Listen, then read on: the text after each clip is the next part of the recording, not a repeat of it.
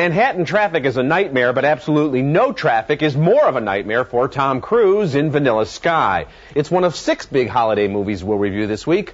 I'm Richard Roeper. And I'm Roger Ebert. Vanilla Sky is one of those mind game thrillers where neither the audience nor the characters can be quite sure what constitutes reality. The movie's sensational opening shot in a deserted Times Square is only a dream, but what else is not what it seems? Tom Cruise stars as a whiz-kid publisher who's having an affair with Cameron Diaz when he falls in love at first sight with Penelope Cruz. She's with his best friend, but hey, what are friends for? David Ames. And to what do I owe this pleasure? The pleasure of Sofia Serrano. We met today at the library, if you can believe that. He doesn't think his new romance will be a problem since he and Cameron Diaz are only good friends. Diaz sees it a little differently. When did you stop caring, David? Slow down, Julie.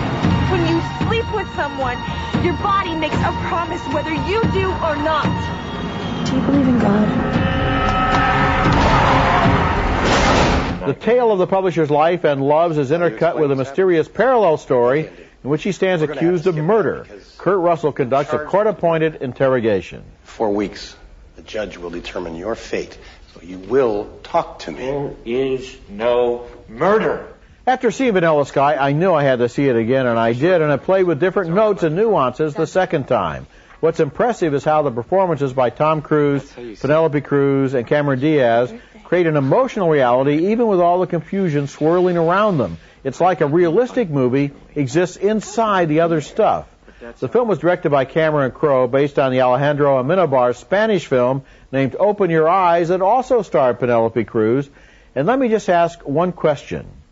Is there something about the first 3 words of Vanilla Sky that calls into question every single other thing that happens in the entire film? Listen carefully and decide for yourself. Yeah, you're right. You have to start paying attention really from the start, and there are some other clues throughout this movie, images on television screens, and it all comes together beautifully. This is a spectacular film. I saw the original, and that's sort of like the acoustic version, and this is the full orchestrated version, but Cameron Crowe does a wonderful job of lacing this all together, and you're so right about how the characters stay true to the moments they're in, so we're not really sure what's going on all the way through. I found it to be fascinating. It's kind of a footnote for Tom Cruise to Eyes Wide Shut, the Stanley Kubrick picture. It involves a mask. It involves infidelities. It involves mystery about exactly what reality consists of.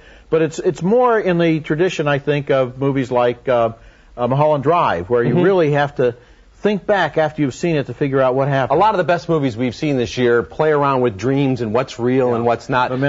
Waking Life is another one, obviously. And this one, Tom Cruise is probably the biggest movie star in the world. You got to give him credit for doing movies like Magnolia and Eyes Wide Shut. Not just the Mission Impossibles, which he does as well and makes the big money, but to do, to put his power behind a movie like this to get people to see it. Early in his career, he knew that there was a danger he would just be a matinee idol. And so he started right away doing pictures like Born on the 4th of July, and he continues to look for these challenges. He should get nominated here, and several other people should as well.